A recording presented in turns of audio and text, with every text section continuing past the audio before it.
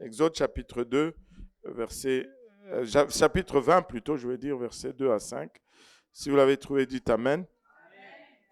Euh, et je pense que ces versets ne sont pas encore dans le slide, mais c'est après qu'on va aller dans le slide. Euh, euh, euh, la Bible dit, je suis l'Éternel, ton Dieu, qui t'a fait sortir du pays d'Égypte, de la maison de servitude. Tu n'auras pas d'autre Dieu devant ma face. Tu ne te feras point d'image taillée ni de représentation quelconque de choses qui sont en haut dans les cieux, qui sont en bas sur la terre et qui sont dans les eaux plus bas que la terre.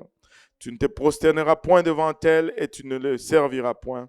Car moi, l'Éternel, ton Dieu, je suis un Dieu jaloux, qui punit l'iniquité de père sur les enfants jusqu'à la troisième et à la quatrième génération de ceux qui me haïssent. Prions tous ensemble. Père céleste, nous te rendons grâce encore une fois pour ton amour, ta bonté, ta fidélité. Merci, Papa, pour le privilège de nous retrouver ensemble dans ta maison. Papa, dans ta présence, Papa, et merci pour le privilège de ressentir ta présence parmi nous. Ce moment, alors que nous venons, Père, pour étudier ta parole, nous réalisons combien nous sommes des hommes naturels, des hommes charnels, et combien nous sommes inadéquats, Seigneur, ta parole étant spirituelle, nous ne pouvons la comprendre de nous-mêmes. Nous avons besoin de ton aide, Père. Aide-moi afin que je puisse la donner sans crainte, ni faveur, ni hésitation. Aide-nous tous ensemble, Père, afin que nous puissions la recevoir, lui réserver une place de choix dans nos cœurs où elle va germer, produire de fruits et que ce fruit nous conduise jusque dans la vie éternelle. Et c'est avec action de grâce dans le cœur que nous te prions ici, dans le nom précieux de Jésus. Nous disons tous au nom de Jésus. Alléluia. Pouvons-nous battre nos mains pour le Seigneur avant de nous asseoir? Juste un cri d'adoration vers son trône, parce qu'il est digne de tout honneur, il est digne de toute louange, il est digne de toute gloire et il est digne de toute adoration. Alléluia Seigneur, alléluia Jésus, alléluia. Et vous pouvez vous asseoir.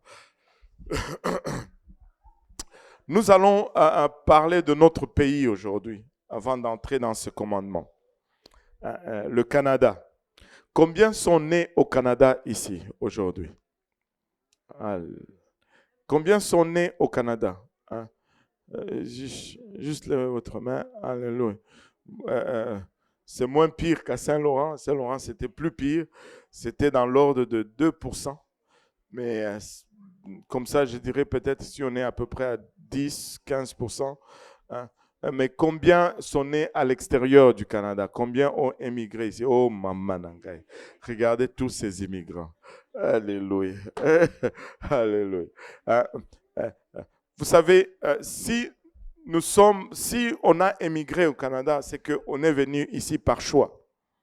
Amen. On a choisi le Canada.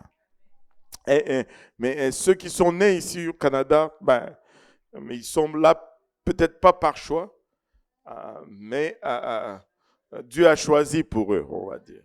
Amen. Nous, on a choisi nous-mêmes, mais eux, Dieu a choisi pour eux. Mais si nous observons le Canada, peut-être pour les immigrants, ils ne vont pas se rendre compte de certaines choses, mais pour ceux qui sont nés ici, ils vont peut-être mieux faire l'observation de ce que nous allons partager aujourd'hui. Le Canada est en train de vivre vraiment présentement un conflit concernant les valeurs familiales. Et ce conflit dégénère quasiment à une guerre culturelle ouverte.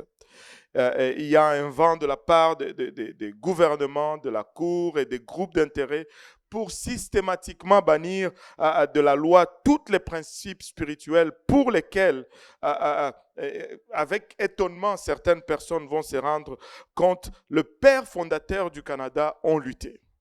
Il y a des principes spirituels pour lesquels ceux qui ont fondé le Canada ont lutté pour. Et ces différents groupes prétendent que ces principes reflètent des traditions dépassés, qui ne sont plus utiles pour les lois ou le règlement public. On bannit systématiquement tout ce qui est moral de la loi, soit disant que nous sommes devenus un peuple plus développé, plus instruit et que nous n'avons pas besoin de ces choses qui sont archaïques ou dépassées.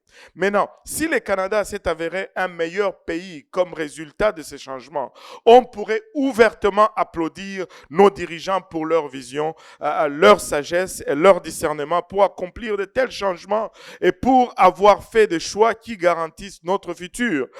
Mais les statistiques de 50 dernières années brossent plutôt un portrait qui est très différent.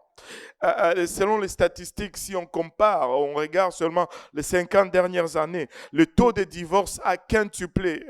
Le taux de divorce a augmenté 5 fois au Canada. Le nombre de familles monoparentales a augmenté de 34% au Canada. La criminalité juvénile avec violence a augmenté de 116%. Le suicide des adolescents a vu une croissance de 600%. 600% de croissance. La dette fédérale per capita a grimpé jusqu'à plus de 2000%. C'est-à-dire un Canadien moyen, il y a 2000 ans, si on prenait la dette fédérale ou la dette du pays, qu'on divisait par le nombre d'habitants, il y a 50 ans et par rapport à aujourd'hui, nous devons 2000 fois plus que les Canadiens devaient il y a 50 ans. C'est effrayant. C'est effrayant. Les cas d'enfants molestés ou abusés sexuellement a connu une croissance fulgurante de plus de 1700%.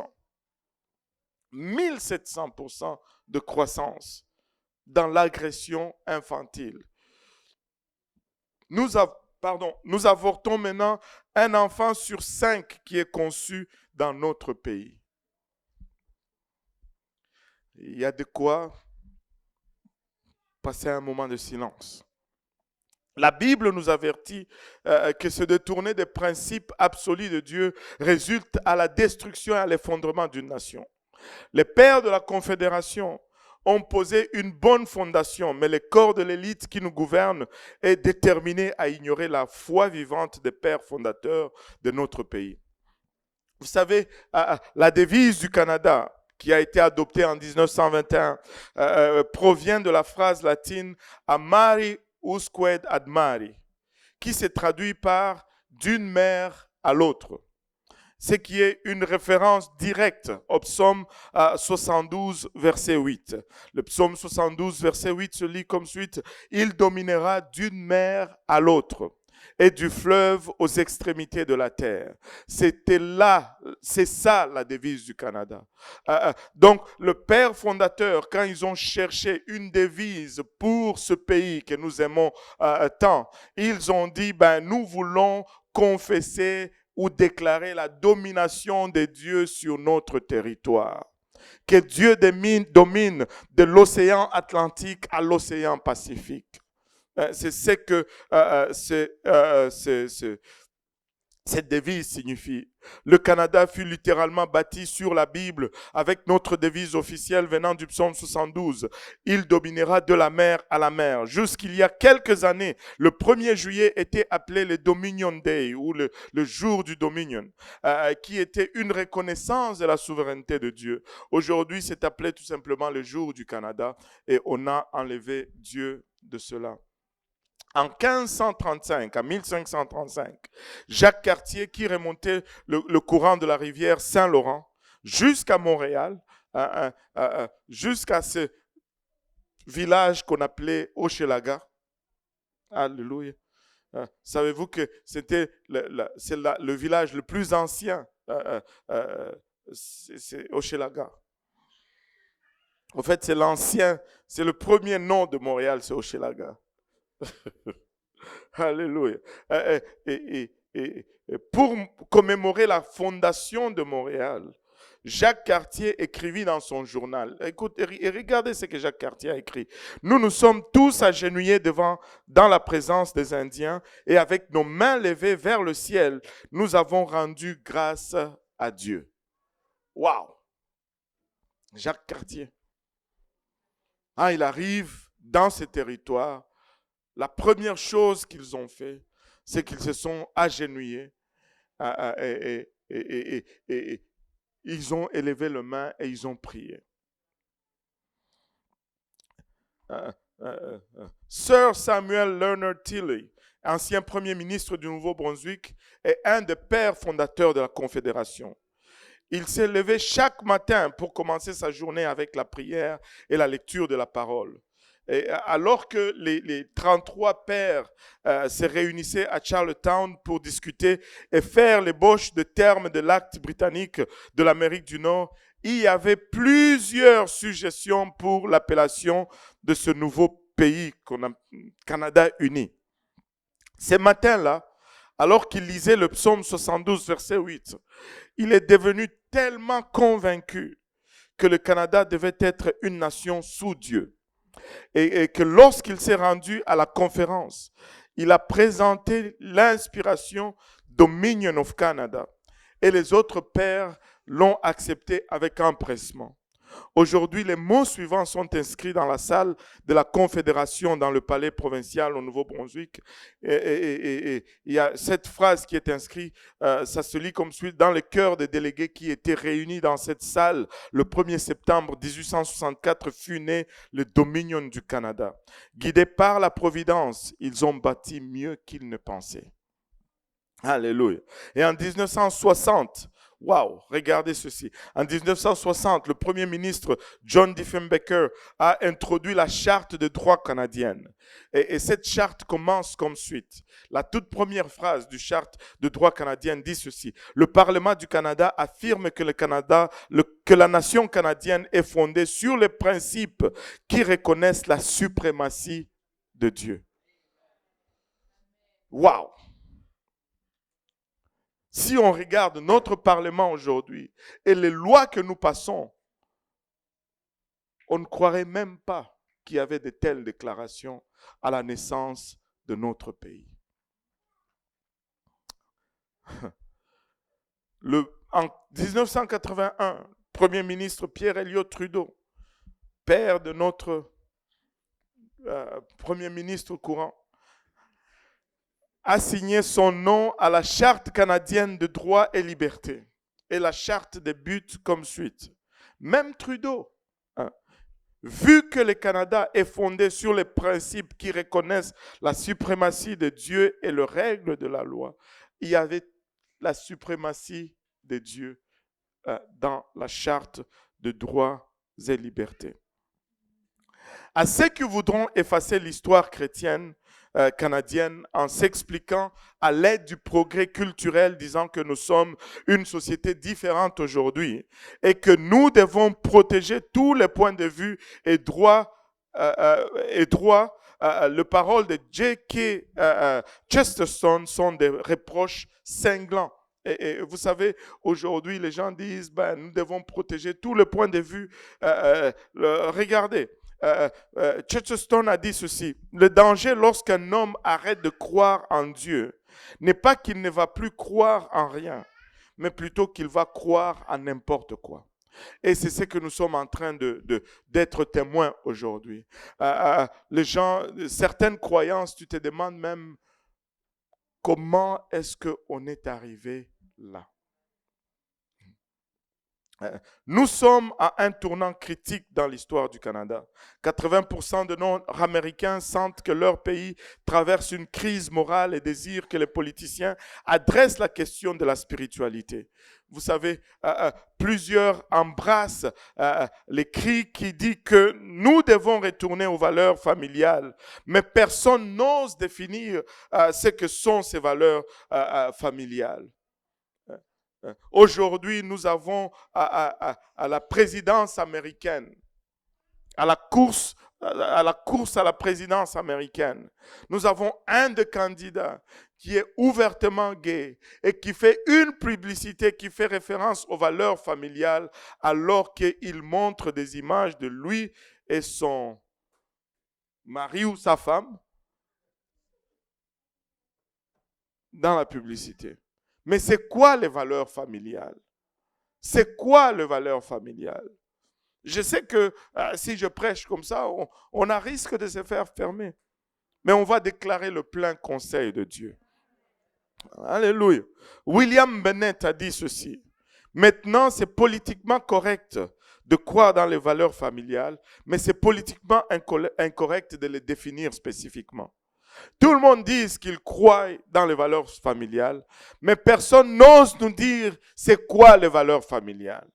Parce que si tu commences à dire les valeurs familiales, tu vas offenser tel, tu vas blesser tel, tu ne vas pas te faire élire dans telle position. Écoutez, nous ne sommes pas en train de chercher une position politique.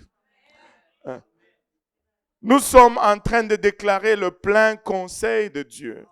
Le mal reste le mal et nous allons le dire. Amen. Alléluia.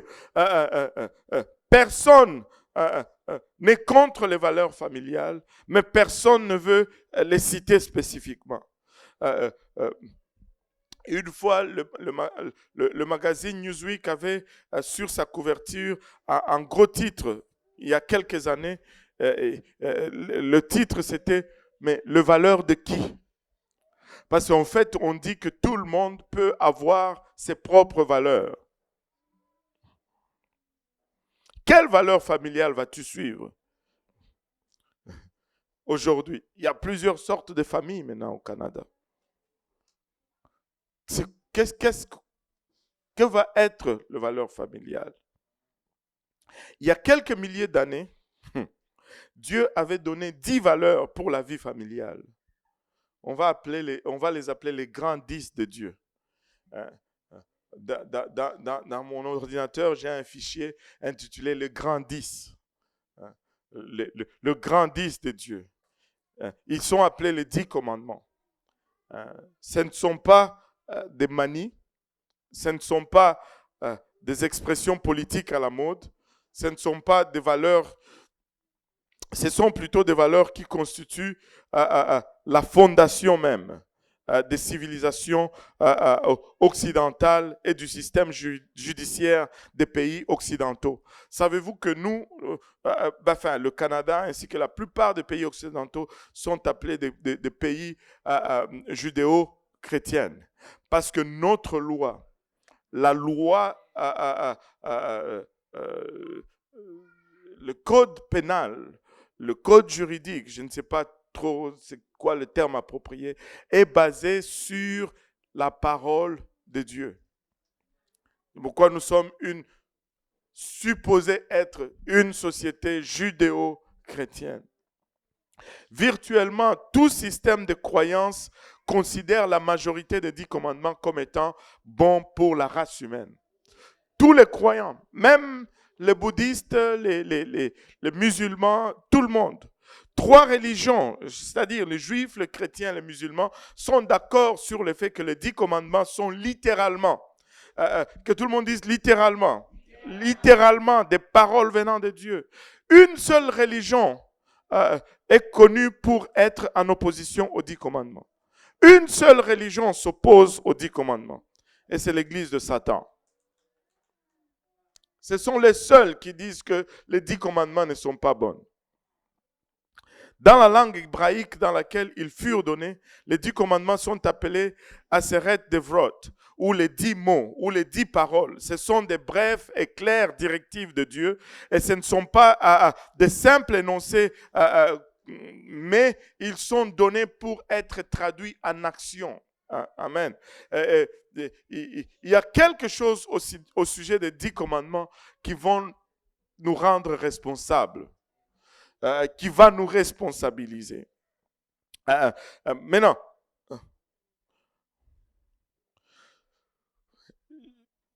je vais poser une question, mais ne levez pas les mains. Amen. C'est juste pour avoir votre attention. Amen. N'élevez pas les mains. Amen. Combien d'entre vous vivent selon les 10 commandements? Je ne demande pas de réponse. C'est juste. Maintenant, et si je vous demandais de citer les 10 commandements? Combien d'entre vous peuvent citer les 10 commandements? Personne ne lève la main. Amen. Alléluia. J'ai dit personne ne lève la main. Combien d'entre vous peuvent citer les 10 commandements? Maintenant,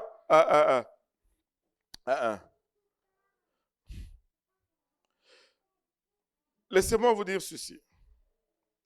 Il y a un sondage qui a été fait une fois et ils disent que 49% seulement de protestants, ça inclut les pentecôtistes et tous les autres, et 44% seulement des catholiques pouvaient citer à peine, tenez-vous bien, 4 des 10 commandements. 4 seulement. Je me rappelle un des journalistes qui passait dans les rues avec son micro et il demandait de citer, de donner un commandement. Et une personne a donné une fois aide-toi et le ciel t'aidera. Ça ne fait pas, ce n'est même pas dans la Bible. Ce n'est même pas une phrase biblique. Encore loin de là, faisant partir des 10 commandements. Aïe, aïe. Comment pouvons-nous vivre selon les 10 commandements si nous ne pouvons même pas les citer? Ça deviendra difficile. Pourquoi Dieu a-t-il donné les 10 commandements?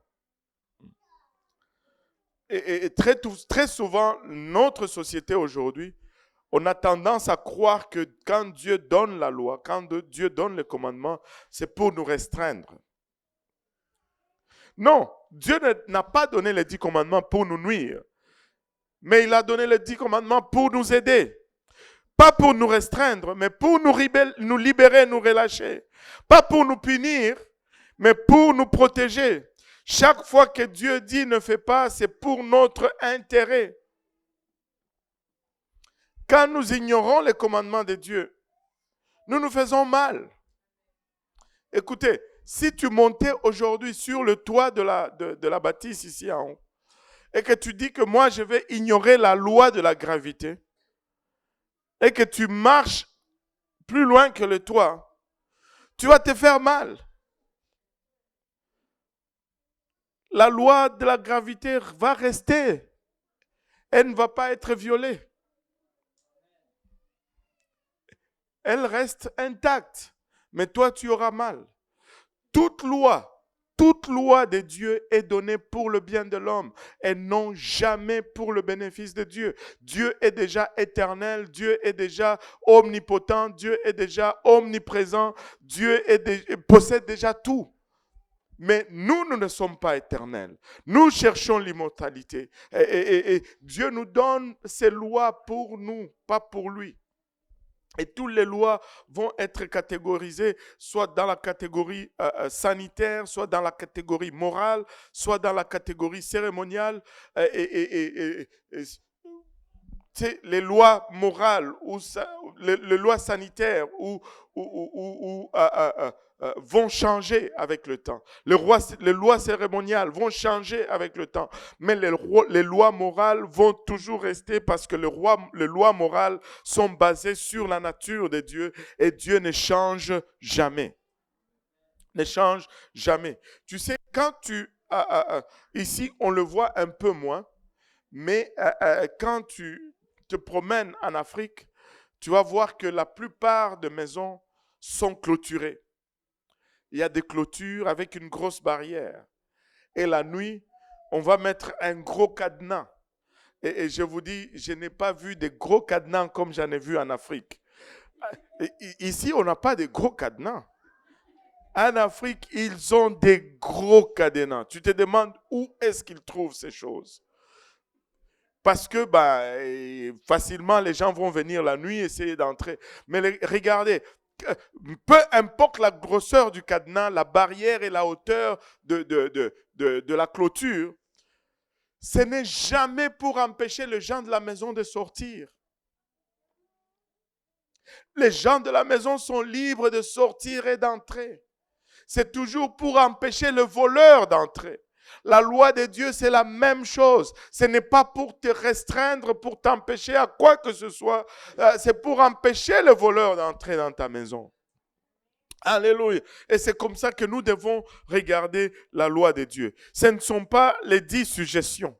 Des fois, les gens le regardent comme étant les 10 suggestions, mais plutôt les 10 commandements. Que tout le monde dise les 10 commandements. Ils ne sont pas optionnels. Alléluia. Si tu les brises, tu te fais mal. Des fois, les gens vont argumenter. Mais pasteur, mais ce n'est pas moi. Je peux te dire, ok, mais ça ne va te servir à rien. C'est la parole de Dieu. Et si tu ne la suis pas, tu vas te faire mal. Amen. Alléluia. Dieu dit dans Deutéronome 6, versets 6 à 7, et ces commandements que je te donne aujourd'hui seront dans ton cœur. Tu les inculqueras à tes enfants et tu en parleras quand tu seras dans ta maison. Ils doivent être partie intégrale de nos familles. Les commandements de Dieu doivent être dans nos maisons. Amen. Si nous les obéissons, nos maisons vont être bénies. Quand nous mettons ces commandements en pratique, nos demeures vont être bénies. Ainsi, pour les prochaines semaines, nous allons voir ensemble comment ces 10 habitudes pour une meilleure demeure peuvent faire la différence dans nos familles. Et aujourd'hui, nous allons examiner notre première habitude. Cette première habitude, nous allons l'intituler tout simplement « Examine tes priorités ». Examine tes priorités. Amen. Alléluia. Regarde ton voisin, dis-lui, examine tes priorités. Alléluia. Et on va voir ce que cela signifie. Exode 20, versets 2 à 3 nous donne le premier commandement. La Bible nous dit ceci: je suis l'Éternel ton Dieu qui t'a fait sortir du pays d'Égypte, de la maison de servitude. Tu n'auras pas d'autre Dieu devant ma face. Ça semble très rude, n'est-ce pas? Tu n'auras pas d'autre Dieu devant ma face. Et quand quelqu'un utilise ce terme, c'est que il y a tension. Tu sais, quand quelqu'un te dit « ôte-toi de ma face » ou « je ne veux pas voir ta face », c'est sérieux, n'est-ce pas? Et j'ai regardé presque toutes les versions. Ça dit « tu n'auras pas d'autre Dieu devant ma face ». C'est ça l'expression vraiment qui a été utilisée. Maintenant, l'ordre des 10 commandements n'est pas aléatoire. Ce n'est pas au hasard. Dieu n'a pas donné, je veux juste être conscient du temps, Dieu n'a pas donné les commandements juste au hasard comme ça. Tout ce qui domine ou contrôle notre vie, même les bonnes choses que Dieu a créées pour que nous puissions en jouir, deviennent de Dieu lorsque nous leur donnons la première place dans nos vies. Des fois, il n'est pas question qu'une chose est bonne ou mauvaise. Mais si cette chose commence à avoir plus d'importance que Dieu dans ta vie, ce n'est plus bon pour toi. Ce n'est plus bon pour toi. Tu ne peux pas aimer ton travail plus que tu aimes Dieu. Tu ne peux pas aimer ta famille plus que tu aimes Dieu. Et quand je dis cela, des fois les gens ils font ça. Regardez, laissez-moi vous dire honnêtement, je ne peux pas être un bon mari si je n'ai pas Dieu en priorité dans ma vie. Ce qui fait de moi une bonne personne, ça va être le fait que je regarde d'abord à Dieu pour mes décisions. Dieu doit être premier dans ma vie. Tout ce qui domine, même les bonnes choses. Écoute,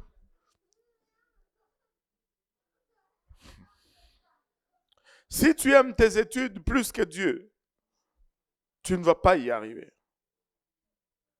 Tu ne vas pas y arriver. Je n'ai pas dit abandonne tes études. Pasteur n'a pas dit ça. Je n'ai pas dit ça. Mais Dieu doit être premier dans ma vie. Dieu doit être premier dans ta vie. Regardez. La dernière phrase du premier commandement est la phrase la plus politiquement incorrecte. Comme on le disait tout à l'heure. Je ne suis pas un expert en hébreu et je vais m'essayer. Ça se lit Lo yeyel lehak Elohim Asherim al-Panai, qui est traduit « Tu n'auras pas d'autre Dieu devant ma face ». Il ne dit pas « Tu n'auras pas d'autre Dieu devant moi ». Non, devant ma face.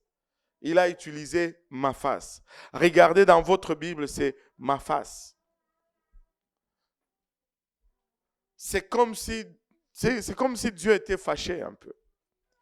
Il dit « Hey, je ne veux rien devant ma face ». Waouh! Il a utilisé devant ma face. Ces choses que nous considérons plus importantes que Dieu coupent notre communication avec lui. Si tu mets quelque chose entre Dieu et ta face, ben, tu ne le vois plus, tu es en train de voir la chose que tu as mis devant ta face. Allô? Avez-vous remarqué une chose? Même si la chose est petite, je ne sais pas, est-ce qu'il y a quelqu'un qui a une pièce de $2 là? Je vais vous la retourner, je ne veux pas la garder. Voilà. Tu vois, c'est petit, n'est-ce pas? Et si je vais fermer un œil pour le besoin de la démonstration. Si je la garde là, je peux vous voir encore. Mais plus cette pièce est proche de moi, moins je vois. Et plus proche elle va être, moins je veux voir, je ne veux voir que la pièce. Tu n'auras pas d'autre Dieu devant sa face. Parce que ça va obstruer éventuellement ta vue. Et plus la chose est proche de toi, la chose qui va être le plus proche de toi, ça doit être Dieu. Amen.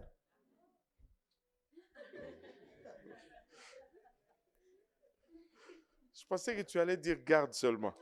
Non, je blague. Alléluia. Regardez, pas d'autre Dieu devant ma face.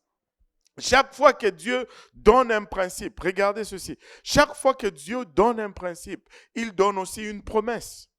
Alléluia. Regardez par exemple le Proverbe 3, verset 6. Reconnais-le dans toutes tes voies et il aplanira tes sentiers. Si tu reconnais Dieu dans tes voies, ben, ta marche est allégée.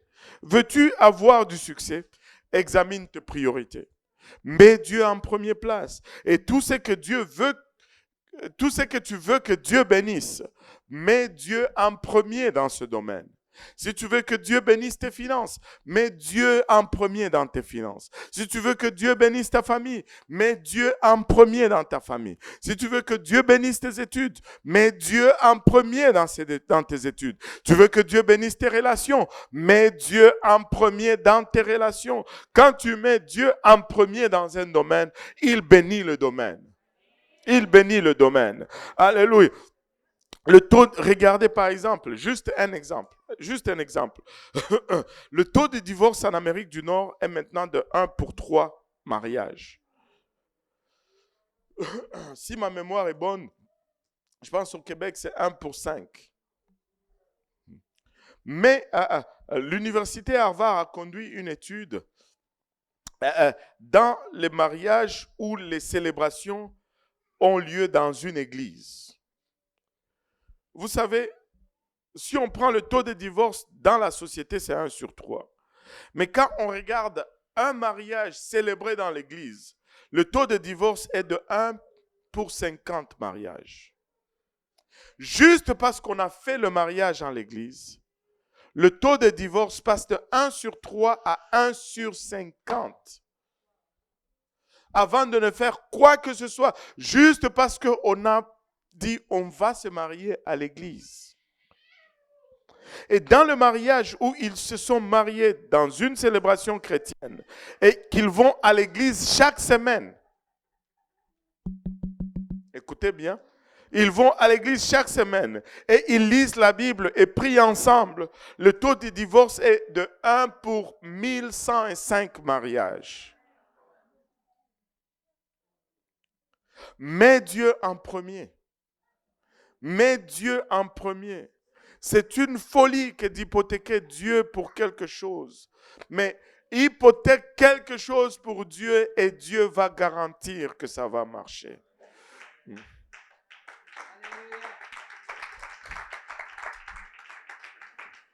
Maintenant, la question peut être posée, comment vais-je mettre Dieu en premier? Je vais vous donner 5 façons et les autres, vous allez les développer. Je vais vous donner 5 façons comment mettre Dieu en premier. Et on va commencer par les finances, que tout le monde dise finances. Alors, quelqu'un peut dire, mais pourquoi vous commencez par les finances? Pas parce que je veux que vous me donnez de l'argent, non. Parce que les finances, c'est le plus grand compétiteur de Dieu dans la vie de tout le monde. La chose qui est le plus grand compétiteur, la chose qui lutte le plus contre, la chose dans laquelle vous allez avoir plus de problèmes par rapport à Dieu, ce sont les finances. Quand quelqu'un donne ses finances à Dieu, c'est réglé. La Bible nous le dit ceci. La Bible nous le dit comme suite. Là où se trouve ton trésor, là aussi sera ton cœur. Mais nous le lisons comme suite. Là où se trouve mon cœur, là aussi sera mon trésor. Non, ce n'est pas le cœur qui dicte là où va le trésor, mais c'est le trésor qui dicte là où va le cœur. Si tu veux ton cœur quelque part, déplace ton trésor dans cet endroit, tu verras que ton cœur va suivre. Si tu n'aimes pas quelqu'un, donne-lui tout ton argent, tu verras que tu vas l'aimer.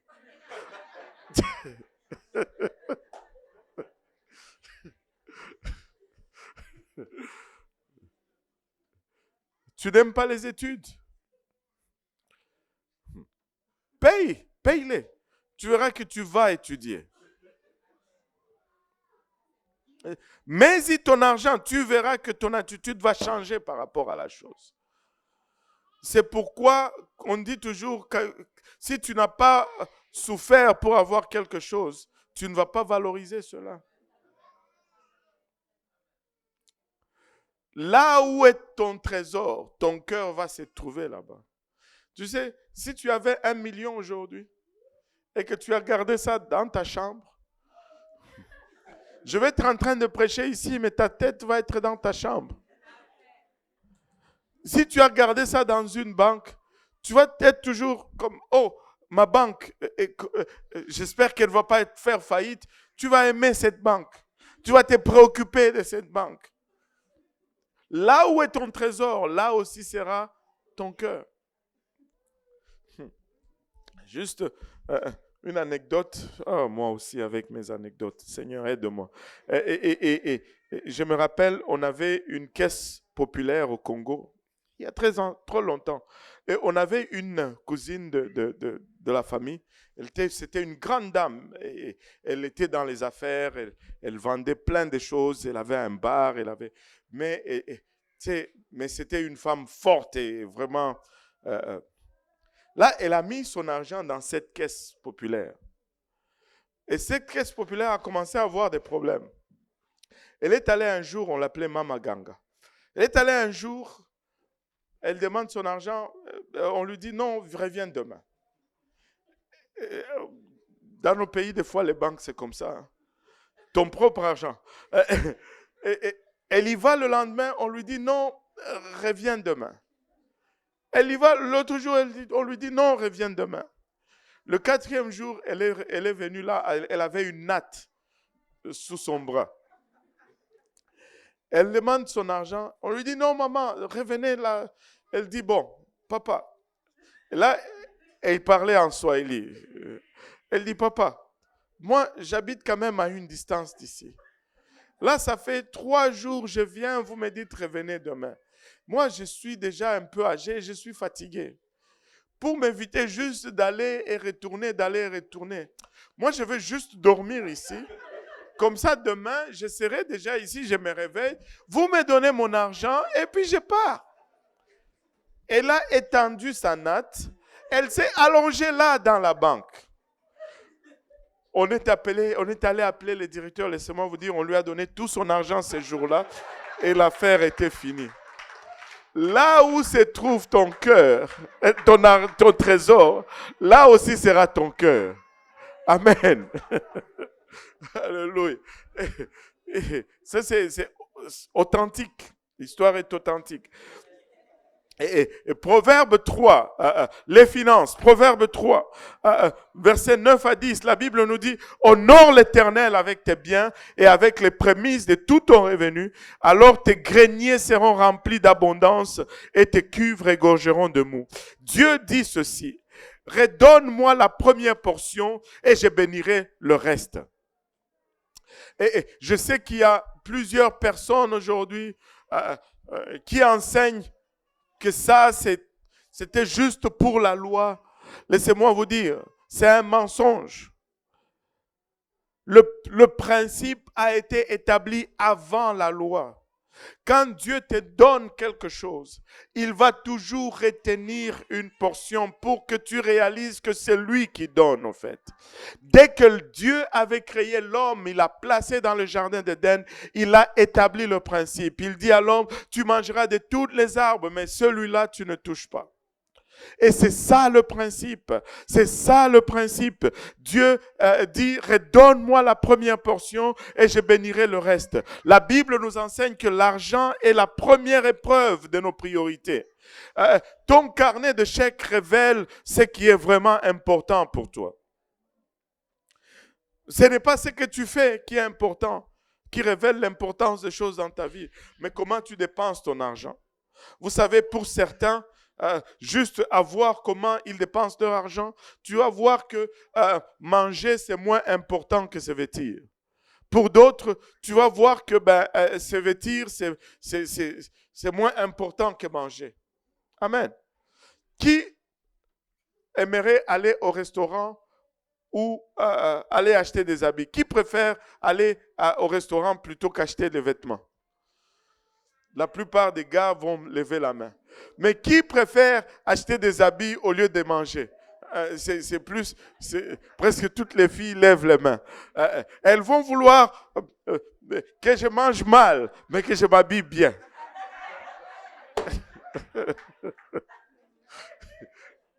Alléluia, amen, gloire à Dieu. Regardez ceci.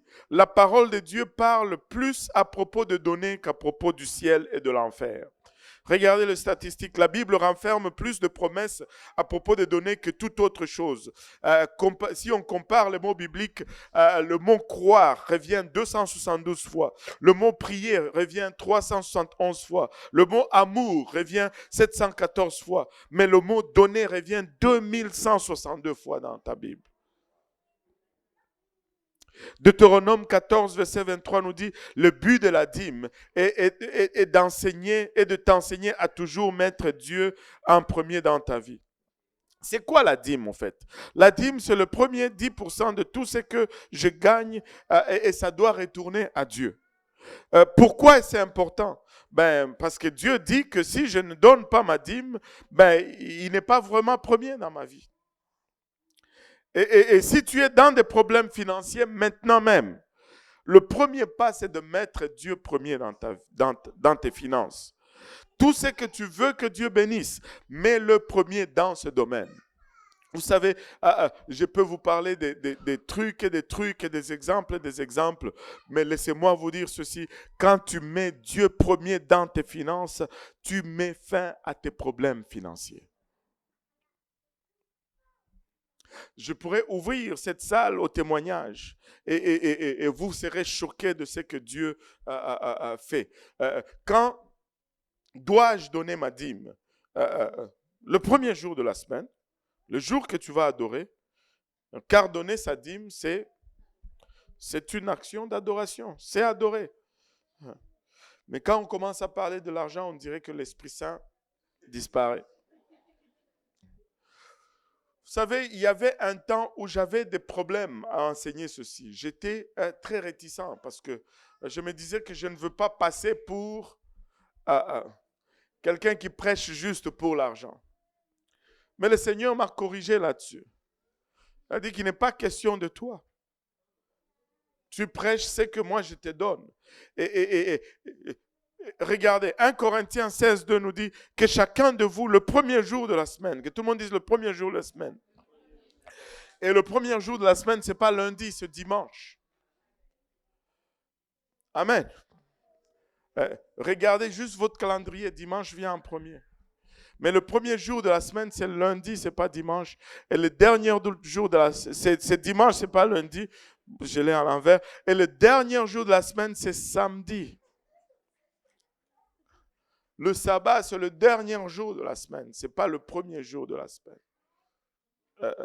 Anyways. Il dit, c'est que chacun de vous, le premier jour de la semaine, mette à part chez lui ce qu'il pourra selon sa prospérité. Le montant dépend vraiment de combien le Seigneur t'a aidé à gagner. Si le Seigneur te fait gagner $1000, le 10% de $1000, c'est $100. Si le Seigneur t'a aidé à gagner $10,000, tu vas me dire, waouh, là ça devient beaucoup. Mais c'est parce que tu as gagné aussi beaucoup.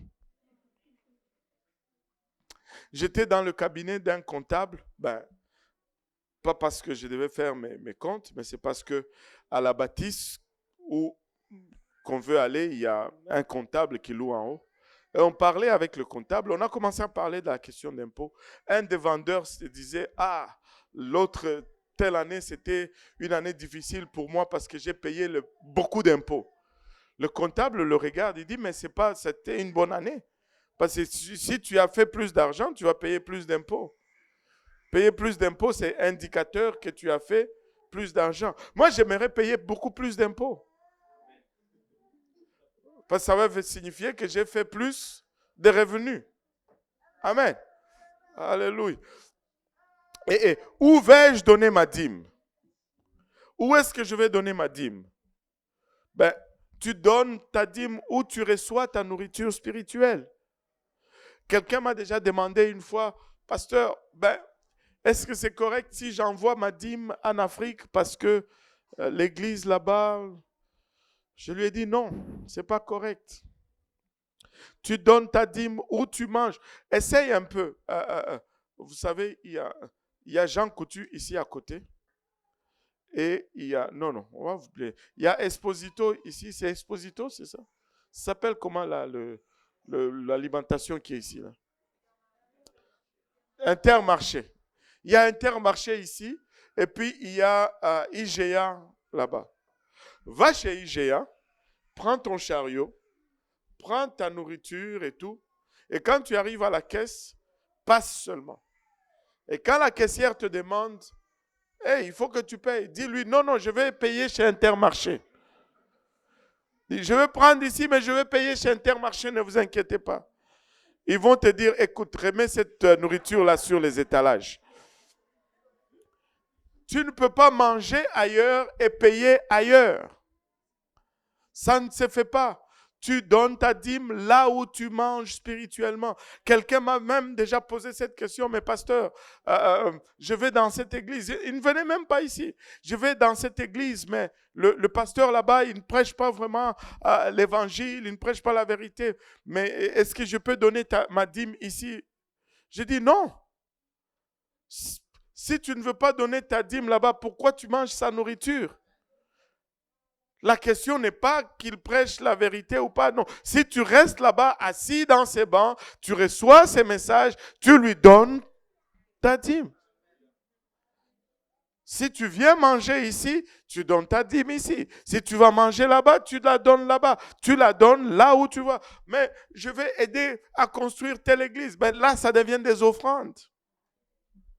Il y a la dîme et les offrandes. Mais ta dîme, tu la donnes à l'église où tu vas. Amen. Si ici, ce n'est pas ton église, tu ne donnes pas ta dîme ici. Allô? Oh my. On a éteint mon micro là. Et le sujet de la dîme est le seul pour lequel Dieu met l'homme au défi. Dieu dit littéralement, mets-moi à l'épreuve Essaye voir si j'existe. Laisse-moi te bénir et prouve ainsi mon existence. Il dit dans Malachie 3, verset 10, apporte à la maison du trésor tous les dîmes, afin qu'il y ait de la nourriture dans ma maison. Mettez-moi de la sorte à l'épreuve, dit l'Éternel des armées, et vous verrez si je n'ouvre pas pour vous les écluses des cieux, si je ne répands pas sur vous la bénédiction en abondance. Écoutez, si nous mettons Dieu en premier, ça change tout, ça change tout. Et tu vas galérer si Dieu ne te bénit pas. Tu vas galérer. N'essaye pas de voler Dieu parce que tu te voles toi-même, en fait. Tu te voles toi-même. Mets Dieu en premier dans tes finances. Alléluia. Mets Dieu en premier dans tes finances. On l'a prouvé encore et encore et encore et encore. Je peux vous donner des exemples, des démonstrations et des démonstrations où on a mis Dieu en premier et Dieu n'a jamais, alors jamais failli. Tu sais, un pasteur prêchait sur les 10 commandements et chaque semaine, il y avait un homme qui venait le voir après le service et lui disait, ah, vous prêchez vraiment la parole de Dieu dans cette série. C'est vraiment super. Jusqu'à ce que il a commencé à prêcher sur tu ne voleras point. Et ce dimanche-là, l'homme est monté après le service et il a dit au pasteur, pasteur, maintenant vous avez cessé de prêcher la parole de Dieu. Et vous avez commencé à vous mêler de ce qui ne vous regarde pas. Nous aimons vraiment entendre prêcher quand ça parle ou ça adresse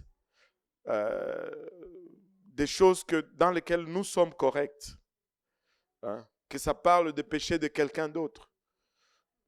Ça ne nous dérange pas. Mais quand ça commence à parler dans des choses dans lesquelles nous avons des difficultés, ça commence à nous déranger. Mais laissez-moi vous dire, il faut se réjouir quand Dieu permet à son serviteur d'adresser un problème dans ta vie. Parce que cela montre que Dieu se soucie de toi. Cela montre que Dieu se soucie de ta situation. Mets Dieu en premier dans tes finances et tu verras ce qu'il accomplira. Deuxième façon, deuxième point où nous voulons mettre Dieu, comment mettre Dieu en premier, ce sont nos intérêts. Que tout le monde dise les intérêts.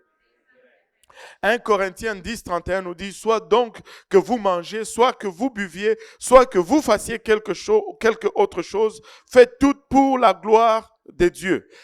Si Dieu va vraiment être numéro 1, il faut qu'il soit premier dans tes intérêts. C'est-à-dire dans tes amusements, dans tes récréations, dans ton passe-temps, dans tes passions, etc. Dieu doit être premier. Comment fais-tu cela? D'abord, tout ce que tu fais, tu le fais avec une attitude de gratitude. Tu le fais avec action de grâce. Tu le fais en reconnaissant que c'est Dieu qui t'a permis d'avoir ce privilège. C'est Dieu qui t'a permis d'avoir ce privilège. Place Dieu en premier dans cette zone. Prends plaisir dans les choses qu'il t'a données, mais reconnais-le dans tes voies. Et en d'autres termes, aie une main légère sur ce que Dieu te donne comme bénédiction. Tu peux déduire les priorités d'une personne en observant ce qui le rend excité. Hein? C'est ce qui est important pour toi. Quand on commence à parler de quelque chose, tu deviens enthousiasmé. Je vais vous donner un exemple. Ça, c'est un monsieur qui venait à l'église de Saint-Laurent. Il ne parlait pas beaucoup. J'essayais de faire conversation avec lui à plusieurs reprises. Mais vraiment, il ne parle pas. Un jour, j'ai parlé avec sa femme et je peux vous dire il s'appelait Robert, on l'appelle Bob. Et sa femme, c'était l'ancienne secrétaire de l'église, la sœur Hélène Cardinal. Et là, un jour, je parlais à sa femme, ben, c'est la secrétaire de l'église. Je lui dis, ben, en tout cas, c'est difficile de parler avec ton mari. Et elle me dit, hey, si tu parles seulement de voiture, tu vas voir. J'ai dit, ah. Et je suis allé un jour, je parlais avec le frère Bob. J'ai dit, ah, hey, je me suis acheté une Jetta diesel TDI. La conversation a duré, je ne sais pas, 1 heure et demie. On a commencé à parler des Chevrolet, des Chrysler, des tels modèles, des telles voitures. Écoute, chacun a une zone d'intérêt. Mais quand on parle de quelque chose, si le sujet te rend enthousiasme, ben, c'est important pour toi. Écoutez, nous devons être excités quand on parle de Dieu. Nous devons être enthousiasmés quand on parle de Dieu. Nous ne pouvons pas rester indifférents quand on parle de Dieu. Si le Seigneur est premier dans ta vie, il va faire partir de tes conversations. Hier, j'avais amené mes enfants manger au restaurant et puis il y avait une famille. Je pense qu'il y avait 2 gars, une dame avec un petit enfant. Et le petit enfant, quand il m'a vu me lever, il m'a regardé, il a fait ça. C'était cute. Et j'ai commencé à parler avec le petit. Je lui dis, ben, mais vraiment, c'est un bon, il a de l'entre-gens. Il n'est pas gêné. Et la mère me dit, oui, il a vraiment une communication facile. Et puis je lui dis, hey, garde ça, mon bonhomme. Et puis la dame, il dit, waouh, merci de l'encourager. Et puis j'ai dit, gloire à Dieu. Et là, par l'expression de son visage, mais je me suis rendu compte que je n'étais pas dans l'église, au fait. Que ce n'était pas un chrétien à qui je... Et des fois, ça va sortir tout simplement. Quelqu'un te dit quelque chose, tu dis Amen. Mais...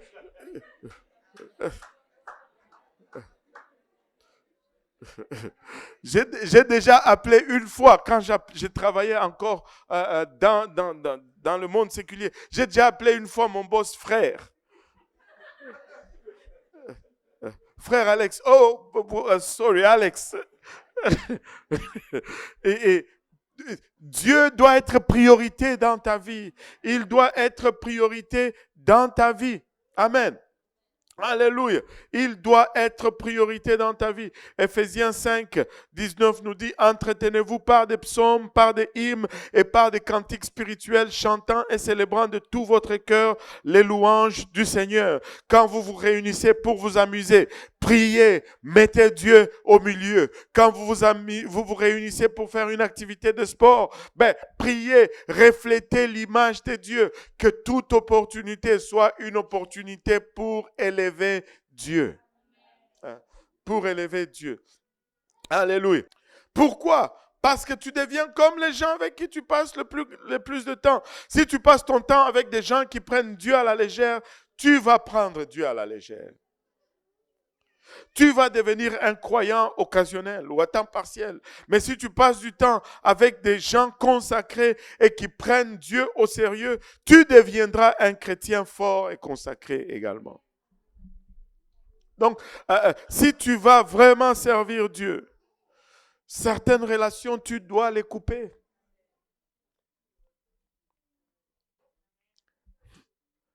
Parents, à quel type de personnes exposez-vous vos enfants? Avec qui passez-vous du temps? Qui invitez-vous à la maison? Assurez-vous qu'ils prennent, plutôt qu'ils présentent le genre de comportement que vous voulez voir dans vos enfants. Allô? N'oubliez pas que les enfants se forment aussi selon ce qu'ils voient à la télé. Anyway. Proverbe 13, 20 nous dit, celui qui fréquente le sage devient sage. Mais celui qui se plaît avec les insensés s'en trouve mal. Si tu désires vraiment Dieu en premier, alors certaines relations ne sont pas bonnes pour toi. Il est toujours plus facile de tirer quelqu'un vers le bas que de le tirer vers le haut. Nous sommes tous influencés et influençables. Si tu te tiens avec quelqu'un et tu penses que la personne te tire vers le bas, coupe. Coupe. Il y a certaines relations, tu dois juste couper. Et je ne sais pas, j'ai déjà observé une autre chose. Il y a certaines personnes qui ont genre les mêmes défauts. Et quand ils se tiennent ensemble, on dirait qu'ils amplifient leurs défauts. Ce n'est pas qu'ils sont démoniaques. Non, non. Ce n'est pas que lui est mauvais et l'autre est mauvais. Non. Ils sont également des personnes. Mais juste que ça ne fait pas une bonne combinaison. Tu sais, si tu te tiens avec quelqu'un et que les conversations tournent toujours vers le mal, écoute, commence juste à toi-même à examiner. Et que si tu commences à trouver que c'est juste trop bon, et puis regarde, juste examine-toi et ajuste tes priorités toi-même. Certaines personnes, tu sais, quand tu les prends individuellement, ce sont des bonnes personnes. Mais quand tu les mets ensemble, ouf, c'est parce qu'ils ont les mêmes défauts. Et les défauts s'amplifient toujours. Les qualités ont tendance à avoir plus de difficultés à se multiplier. Mais les défauts se multiplient plus rapidement. Parce que nous avons une nature corrompue, une nature déchue. Je vais vous donner un exemple. Vous pouvez élever votre enfant, tu sais, 5-6 ans à la maison, vous ne prononcez aucun mauvais mot, vous êtes strict sur le vocabulaire, mais il va à l'école, il entend seulement un mauvais mot prononcé par ses amis et c'est le mot qu'il veut prononcer tout le temps à la maison. Là, il faut le taper pour qu'il arrête de prononcer ça. Avez-vous remarqué comment il est souvent difficile de faire dire à un enfant, dis pardon. Dis pardon. Essayez un mauvais mot. C'est tout de suite, ça sort. Eh Seigneur. Parce que nous avons une nature déchue et les défauts ont tendance à se multiplier ou à se propager rapidement. Donc, examinez vos relations. Mettez Dieu en premier dans vos relations. Si à chaque fois que vous vous rencontrez, vous parlez plus des autres que de Dieu, il y a un problème. Change d'amis. Quatrième point, l'horaire. Comment mettre Dieu en premier dans mes horaires? Ephésiens 5, 16 à 17 nous dit ceci. Rachetez le temps car les jours sont mauvais. C'est pourquoi ne soyez pas inconsidérés. Ça veut dire vague ou indécis. Mais comprenez quelle est la volonté du Seigneur. Comment puis-je mettre Dieu en premier dans mon horaire? Je lui demande d'abord de m'aider à utiliser mon temps avec sagesse. J'ai fait une liste de choses à faire et j'ai dit, Dieu, laquelle de ces choses veux-tu que je fasse? Donc, en d'autres termes, je ne fais pas les choses juste pour le faire, mais je demande à Dieu qu'est-ce qui est bon pour moi. Tu n'as pas le temps de tout faire dans la vie. Tu ne pourras pas tout faire dans la vie. Sélection est le mot-clé. Dieu a un plan pour ta vie et ainsi, il a un plan pour ta vie, mais il nous donne tous 24 heures seulement. Amen. Ainsi, si tu trouves que tu as plus de choses à faire, que tu n'as le temps pour le faire, cela veut tout simplement dire que certaines de ces choses ne sont pas de Dieu. Parce que Dieu ne peut pas te donner plus de choses à faire qu'il ne te donne de temps pour le faire. S'il y a trop de choses et que tu n'as pas le temps, certaines de ces choses, ce n'est pas la volonté de Dieu. C'est aussi simple que ça. Si tu veux réellement que Dieu soit premier dans ta vie, tu dois prendre un rendez-vous quotidien avec lui pour prier et lire ta Bible. Revois ton horaire et tes priorités avec lui. Même Jésus ressentait le besoin de prier quotidiennement. Marc 1, 35 nous dit, vers le matin, pendant qu'il faisait encore très sombre, il se leva et sortit pour aller dans un lieu désert où il pria. Il y a un écrivain, Stephen Covey, il a écrit un autre livre qu'on m'a recommandé. Il a écrit un livre sur les habitudes des gens les plus efficaces, les 7 habitudes des gens les plus efficaces. Et dans l'habitude numéro 3 dans ce livre, il parle de quelque chose c'est qu'on peut regarder aujourd'hui. Et il divise le temps, les choses que nous faisons dans 4 cadrans. Et il place ces 4 cadrans dans un carré.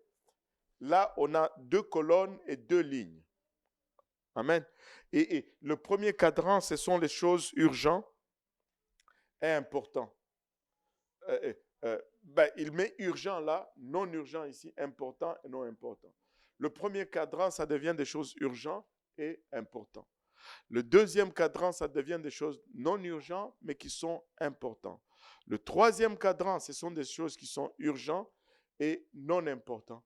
Et le quatrième cadran, ce sont des choses non urgentes et non importantes. Et il dit que tout ce que nous faisons rentre dans une de ces 4 cadrans.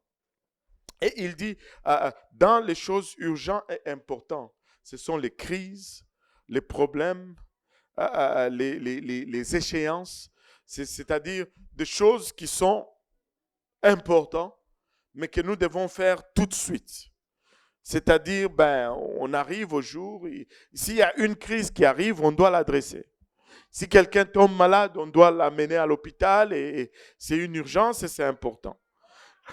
Deuxième cadran, il dit ce sont des choses qui ne sont pas urgentes, mais qui sont importantes. Et là, nous trouvons la planification, les relations et les préparatifs ou les préparations. Et dans le troisième cadran, il y a des choses urgentes, mais qui ne sont pas importantes. C'est-à-dire les interruptions quand tu es en train de faire quelque chose. Il y a toujours des interruptions. Les activités populaires, le téléphone. Oh Seigneur, si j'attrape celui qui a inventé le cellulaire. Écoutez, je ne sais pas, il y a une fausse conception dans le monde aujourd'hui. Et la conception est celle-ci. Parce que nous avons des cellulaires, nous les avons où nous sommes. Tu sais, avant, quand il n'y avait pas de cellulaire, tu appelais quelqu'un, il ne répondait pas, tu disais tout simplement qu'il n'est pas là. Parce que le téléphone est à la maison. Mais maintenant qu'on a nos cellulaires, on a ça dans nos poches. Quand quelqu'un appelle, il y a cette mauvaise conception que tu dois absolument répondre. Écoute, ce n'est pas parce que le téléphone sonne que je dois absolument répondre. Je suis peut-être en train de dormir. Je suis peut-être aux toilettes. Je vois des fois des gens qui parlent au téléphone aux toilettes. Je voudrais un peu d'intimité quand même. Si pasteur ne répond pas au téléphone, tu te fâches. Pasteur, peut-être qu'il est dans un cours. Peut-être qu'il est dans une réunion. Ce n'est pas une obligation de répondre à chaque fois que le téléphone sonne. Oh Seigneur, aide-nous. Si je l'attrape, c'est lui qui a inventé le cellulaire. Le quatrième cadran, ce sont les futilités et les charges, des fois des charges de travail que tu n'as pas besoin de faire. C'est ce qu'on veut dire par travail chargé. Gaspillage de temps. Et là, tu fais quelque chose que tu n'as pas besoin de faire, en fait. Tu sais, les jokes dans les courriels, les blagues sur comment ça s'appelle, WhatsApp. Des gaspillages de temps, Facebook. Gaspillage de temps comme pas possible. Les activités, des fois, que nous trouvons, qui sont agréables, mais ce sont des choses qui ne sont pas urgentes, mais qui ne sont pas importantes, mais ce sont des choses-là. Maintenant, Covey nous dit ceci, que il nous dit ceci, que les gens les plus efficaces passent la plupart de leur temps sais, oh, ok, là, ce sont des problèmes. Ici, c'est la préparation. Ça, ce sont les populaires. Et ça, ce sont les choses agréables. Ce sont les choses qui sont le plus courants. Maintenant, ici, les gens les plus efficaces, ils passent 80% de leur temps ici. Ils passent 80% de leur temps à se préparer, à planifier et 20% à exécuter. Et notre vie spirituelle va aussi émerger ou grandir là.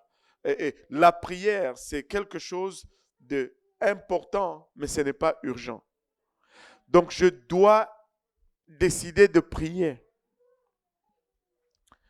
C'est pourquoi nous disons toujours, je vais prier demain. Tu n'as pas prié 1 heure aujourd'hui, tu dis, je vais prier 2 heures demain. Il y en a qui doivent prier 4557 heures demain, au point où on est rendu là. Ils sont tellement en déficit. Aïe, aïe, aïe. Seigneur, aide-nous. Aide-nous, Seigneur. Et regardez, nous devons, en d'autres termes, ce sont des choses que nous devons faire intentionnellement. Nous devons faire cela par exprès, au fait. Jérémie 2,32 nous dit, la jeune fille oublie-t-elle ses ornements, la fiancée sa ceinture, et mon peuple m'a oublié depuis des jours sans nombre. Écoutez, quand nous ne prions pas, nous oublions Dieu. Quand nous ne prions pas, nous oublions Dieu. Il n'y a aucune fille qui est venue aujourd'hui ici sans s'assurer qu'elle a fait sa douche, qu'elle a mis ses vaselines et toutes ces choses, qu'elle a peigné ses cheveux. Mais Dieu dit, mais vous m'oubliez. Vous m'oubliez. J'ai déjà eu un cas grave. Quelqu'un m'a dit que elle n'arrivait pas à se décider quel vêtement elle allait porter. Et ça a pris tellement de temps qu'elle a juste manqué l'église. Je lui ai dit, je vais prier que Dieu t'enlève tous tes vêtements. Qu'il te garde juste 2, comme ça tu n'auras plus de problème à faire le choix. Des fois, c'est notre abondance qui nous tue.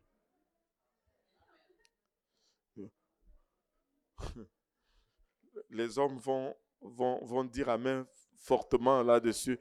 Regardez, avez-vous déjà vécu cela? Ta femme ouvre sa garde-robe, elle regarde tous ses vêtements, elle dit, je ne sais pas quelle robe porter. Tu es là, mais vraiment?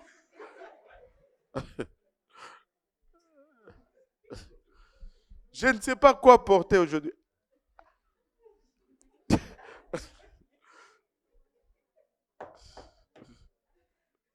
Alléluia, amen, gloire à Dieu. J'en ai perdu quelques-uns, mais bon. Restez avec moi. Je n'ai vu ça chez... Anyway. 5e et dernière façon de mettre Dieu en premier. Dieu veut que tu le mettes en premier dans tes troubles, dans tes problèmes. Amen. Psaume 50, 15 nous dit, et invoque-moi au jour de ta détresse, je te délivrerai et tu me glorifieras. Dieu dit, quand tu as un problème, invoque-moi. Quand tu as un problème, n'appelle pas le pasteur, appelle-moi d'abord. Allô? Dieu dit, cherche-moi quand tu as un problème.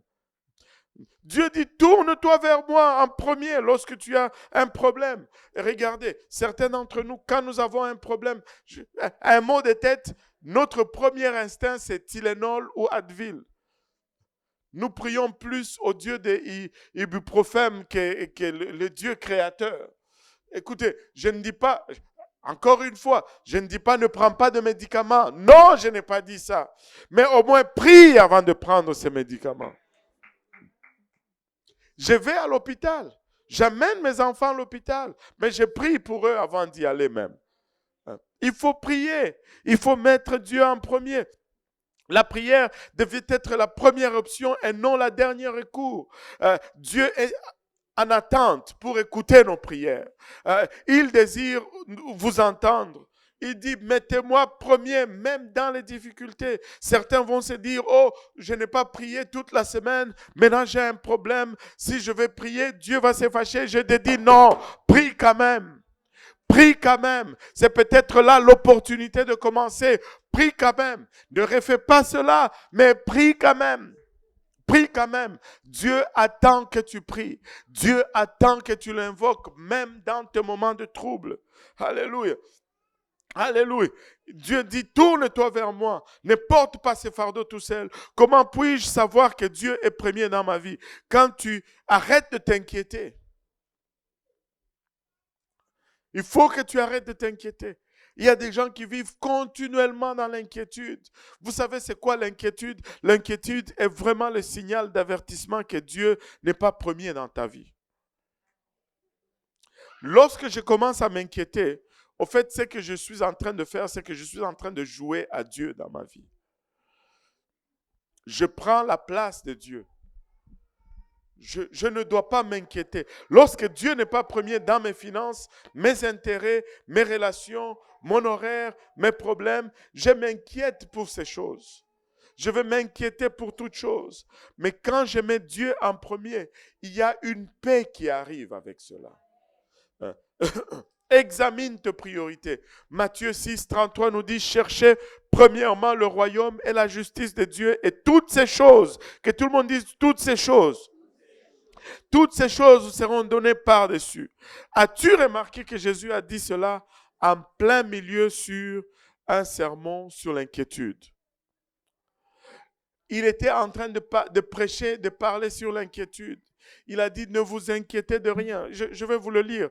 Matthieu 6, 32, il dit, car toutes ces choses, ce sont les païens qui les recherchent. Votre Père céleste sait que vous en avez besoin. Cherchez premièrement le royaume et la justice de Dieu, et toutes ces choses vous seront données par-dessus. Ne vous inquiétez donc pas du lendemain, car le lendemain aura soin de lui-même. À chaque jour suffit sa peine.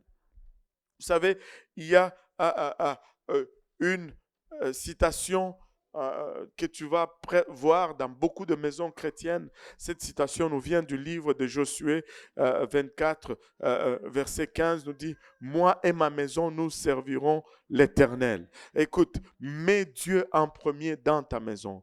Que cette parole fait partie intégrale des activités dans ta maison. Que tu lises la parole avec tes enfants. Que tu pries avec tes enfants. Que les chants qu'on entend dans ta maison soient des cantiques qui glorifient Dieu et rien d'autre. Que le nom de Dieu soit considéré avec beaucoup d'estime dans ta maison. Alléluia. Si je veux bâtir une vie réussie et une famille forte, je dois avoir la bonne fondation. Et le premier commandement me dit que je dois mettre Dieu en premier. Examine tes priorités. Mets Dieu premier dans tes finances et tu prospéreras. Mets Dieu premier, alléluia, dans tes relations. Mets Dieu premier dans tes intérêts. Mets Dieu premier, alléluia, dans tes horaires. Et vois-le bénir chaque secteur de ta vie. Examine tes priorités. Mets Dieu en premier. Et tu es là aujourd'hui. Et tu peux me dire, par exemple, pasteur, la parole de Dieu, je suis à mes débuts. Et je comprends tout ceci. Mais par où je commence? Par quoi dois-je commencer? La première des choses, par où tu dois commencer, c'est que tu dois mettre Dieu premier pour ton futur. Et là, je veux vous parler de l'Évangile. Et c'est là où tout commence. Je dois donner, au fait, en partant, ma vie au Seigneur.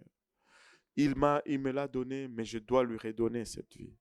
Mais il a établi un processus par lequel nous lui remettons notre vie entre ses mains. Et ce processus, c'est vraiment l'Évangile. C'est le processus par lequel nous naissons de nouveau. C'est le processus par lequel nous entrons dans le royaume de Dieu. C'est le processus par lequel nous-mêmes, nous mettons Dieu premier en ce qui concerne tout aspect de notre futur. L'évangile, c'est quoi? L'évangile, c'est la mort, l'ensevelissement et la résurrection de Jésus-Christ, selon 1 Corinthiens 15. Il est mort pour nous, il a été enseveli pour nous et il est ressuscité pour nous. Mais comment est-ce que j'applique cela dans ma vie? Je meurs pour lui, je me fais ensevelir pour lui et je ressuscite pour lui. Et là, tu me regardes, tu te dis, mais pasteur, je ne veux pas mourir, je veux vivre. Le Seigneur a laissé une provision pour cela. Il est mort pour nous. Nous devons mourir pour nous. Mais il ne nous demande pas de mourir physiquement. Il nous demande de nous repentir de nos péchés. Nous devons nous repentir. Et la repentance, c'est un demi-tour. J'ai marché dans les voies du monde, j'ai marché selon mes désirs ou mes pensées, mais je dois faire un demi-tour. Je dois mourir dans ma volonté et commencer à marcher selon la volonté de Dieu et changer de direction ainsi. Si je volais, je ne vole plus. Si je mentais, je ne mens plus. Si je trichais, je ne triche plus. Je change de direction. Après cela, il a été enseveli pour moi, mais moi je dois me faire ensevelir pour lui, je dois me faire baptiser en son nom pour le pardon de mes péchés. Et c'est pourquoi nous avons une piscine ici en arrière, nous n'avons pas de bol, parce que le baptême est un ensevelissement. Je dois être enseveli dans l'eau pour le pardon de mes péchés. Et le baptême n'est pas juste un acte extérieur pour montrer ma conversion intérieure. La Bible nous dit dans Actes 2, 38, repentez-vous et que chacun de vous soit baptisé au nom de Jésus-Christ pour le pardon de vos péchés. On est baptisé pour le pardon de nos péchés. Est-ce que tu peux me shooter Actes 2, 38 et que chacun de vous soit baptisé au nom de Jésus-Christ pour le pardon de vos péchés. Le baptême est fait pour le pardon de nos péchés. Et le baptême est fait au nom de Jésus-Christ, parce que c'est le nom de Jésus qui enlève le péché. Acte 10, 43 nous dit que tous les prophètes rendent de lui ce témoignage, que quiconque croit en lui reçoit par son nom le pardon des péchés. Est-ce que tu as Acte 10, 43 tous les prophètes rendent de lui ce témoignage que quiconque croit en lui reçoit comment? Par son nom le pardon des péchés. C'est pourquoi Acte 10, 38 nous dit que chacun de vous soit baptisé au nom de Jésus-Christ pour le pardon de ses péchés. Je suis plus rapide que la technologie. Alléluia. Et là, pour le pardon de vos péchés, et il dit, et vous recevrez le don du Saint-Esprit. Et quand tu reçois le Saint-Esprit, ça va être évidencé par le parler en langue. Quelqu'un qui reçoit le Saint-Esprit, on va l'entendre parler en langue. Jésus donne cette confirmation dans le livre de Jean 1, 3. Il nous dit ceci, Jean chapitre 3, verset 8, si je ne m'abuse. Et Jésus était en train de parler avec Nicodème et Nicodème était surpris du terme nouvelle naissance et Jésus lui explique c'est quoi la nouvelle naissance et puis après donne-moi le verset 8 juste et là Jésus donne cette explication à Nicodème. Il dit le vent souffle où il veut et tu en entends le bruit, que tout le monde dise tu en entends le bruit. Alléluia. Mais tu ne sais d'où il vient ni où il va. Il en est ainsi de tout homme qui est né de l'esprit. Quand un homme est né de l'esprit, on va entendre le bruit qu'il va faire. Il va parler en d'autres langues. Et c'est une expérience que tu peux vivre aujourd'hui, ici, dans cette congrégation. Si on peut s'élever tous ensemble.